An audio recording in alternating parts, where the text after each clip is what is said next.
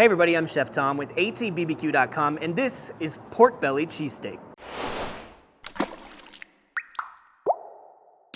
Well, today we're cooking up a sandwich inspired by the Philly cheesesteak, but in place of thin shaved beef, we're gonna be using smoke roasted pork belly. So this is a sandwich that kind of lives somewhere in between the Philly cheesesteak and the Philly pork roast, but really it's neither one, which is kind of nice because it gives you the freedom to get just a little bit creative. So we're gonna start with a slab, about 2.5 pounds here of Creekstone Duroc pork belly, skin off. We're gonna have a pretty savory application as far as flavors go today, so I'm just hitting the outside with a little bit of Worcestershire sauce that's going to work as our binder. And then we'll be seasoning with Cattleman's Grill California Tri-Tip. This is very much a savory rub, salt, pepper, garlic, red bell pepper, some pepper flakes. A lot of the same things you'd find in a savory seasoning like a Montreal steak, but they all work great in a cheesesteak application, whether it's pork or beef. So give those a pretty generous coating. Just clean up the edges here.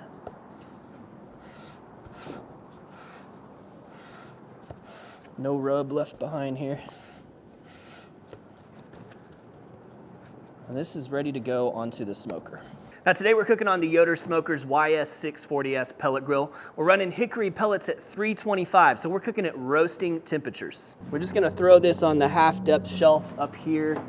You can see we're set up with the griddle for later on in the cook when we're actually gonna assemble our cheesesteaks down here.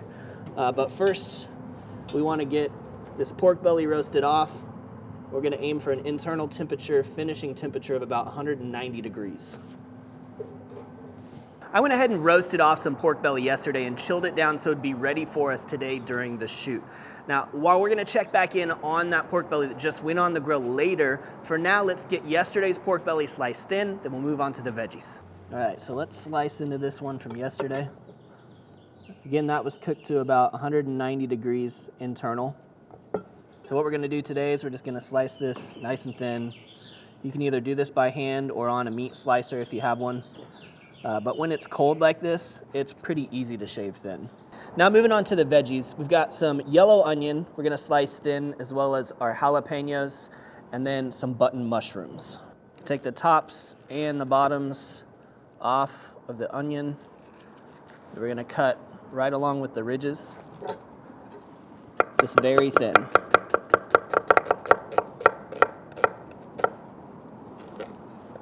So if you want to try and match your jalapenos to your onions, then you're gonna wanna julienne it this direction. But honestly, I don't care that much because we've got round mushrooms coming into the mix as well. So I'm just gonna cut thin slice rounds of the jalapeno. That way I can keep the seeds in there for a little bit of extra heat as well.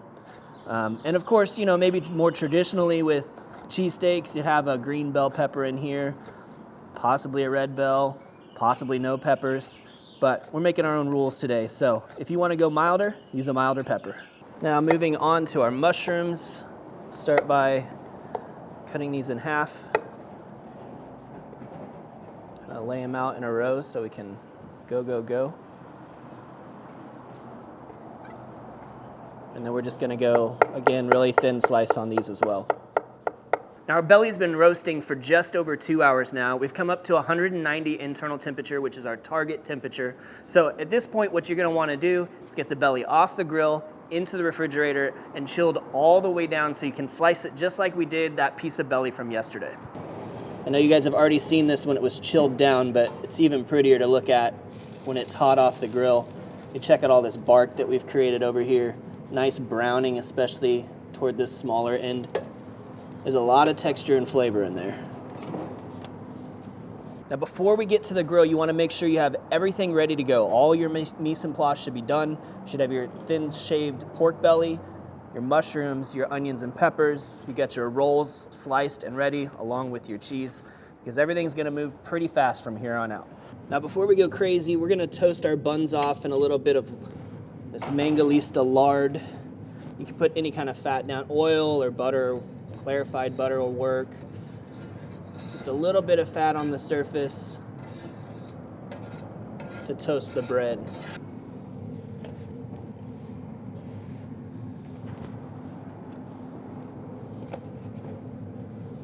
So we're just looking for light browning, and you can hear the texture on there. We don't need to take it any further than that.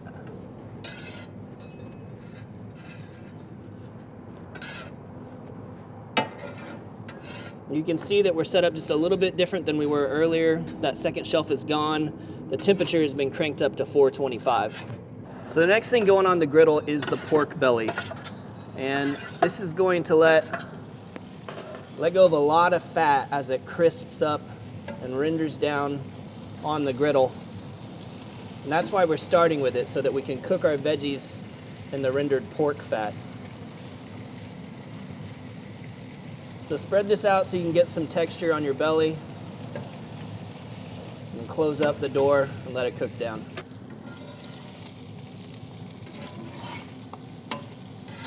Oh yeah, we're getting some nice color on there.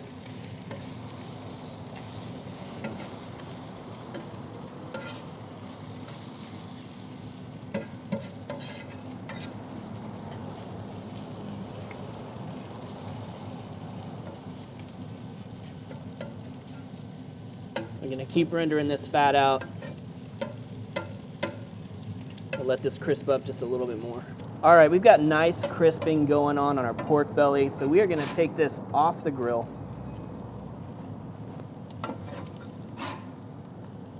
Then we're going to land this on paper towels just to soak up some of that excess fat that's coming off of there. That'll just sit and stay warm while we cook the veggies. So we've got this beautifully seasoned, rendered out pork fat on here. It's going to be perfect for cooking our veggies. I'm going to give these onions and peppers a little head start before we add the mushrooms.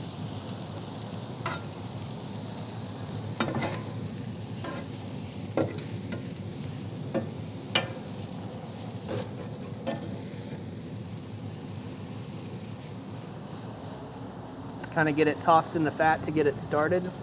Spread it out and let it cook down.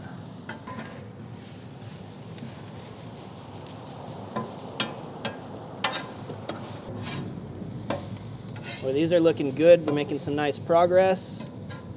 Getting softened up, getting some color. So what we're going to do now is we're going to move these toward the back here. Throw down our mushrooms. We're going to hit these with just a little bit of salt to help draw out some of that moisture.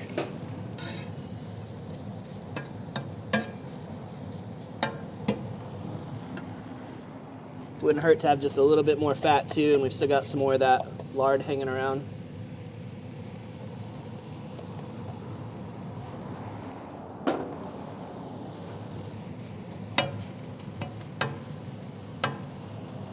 All right, let's close it up and let these cook down for a little bit. See, we've already lost a lot of that moisture out of those mushrooms. It's starting to brown on the bottom.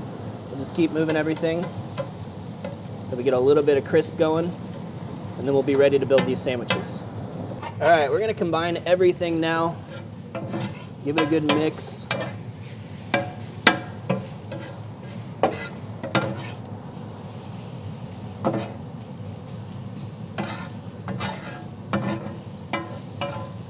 Move this right up front here. So we're gonna get a little water on the surface here to create some steam.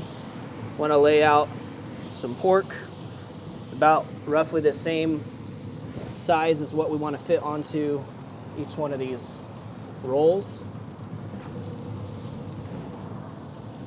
We're going to pick up some of our veggies, put those on top, and then we got to hit it with some cheese. And for the cheese, we're going to be using a combination of provolone and white American.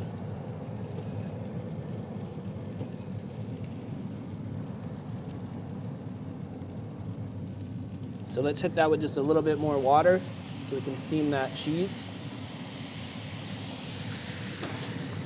Trap some heat in there. And now while we're taking creative liberties with our sandwich, mustard and pork is a magic combination. So today we're going to do some of our Kozlick's Dijon right there on the bottom bun. That cheese is melted, that's what we're going for.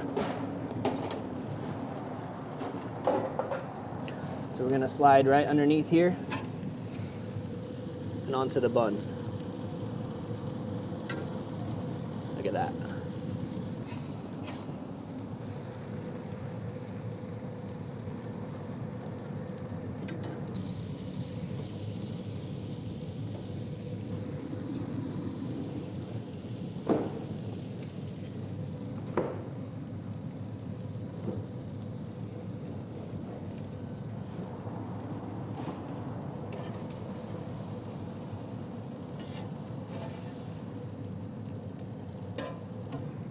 Provolone, American, provolone, American.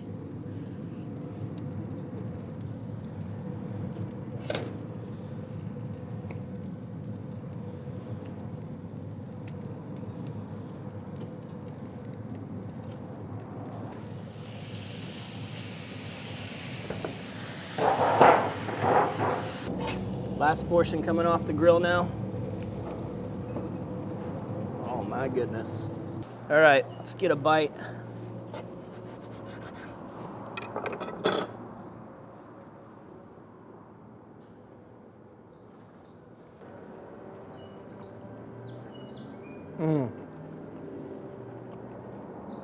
My goodness. That is creamy and delicious. The way that provolone melted in with the American, just to kind of coat all of the veggies, getting a little heat out of the jalapeno. Pork belly's got great texture to it. See, it's cooked to the point where it pulls right apart, but we crisped it back up so that it actually got some chew and a little bit of crunch to it. And the flavor, amazing. One thing we know about fat is it coats your mouth, and when it does that, it carries all of those flavors to all the corners of your mouth. So, by using a piece of meat like pork belly, it carries those flavors even more than a leaner piece of meat will, giving you the illusion that it's more flavorful. That's a win. Well, thank you guys so much for watching. Be sure to check out atbbq.com for all the products featured in today's video. If you enjoy the recipe, hit that subscribe button. And if you have any questions or comments, or there's anything you'd like to see me cook, let me know in the comment section down below, and let's be good to one another. For more recipes, tips, and techniques, head over to atbbq.com/thesauce. All things barbecue, where barbecue legends are made.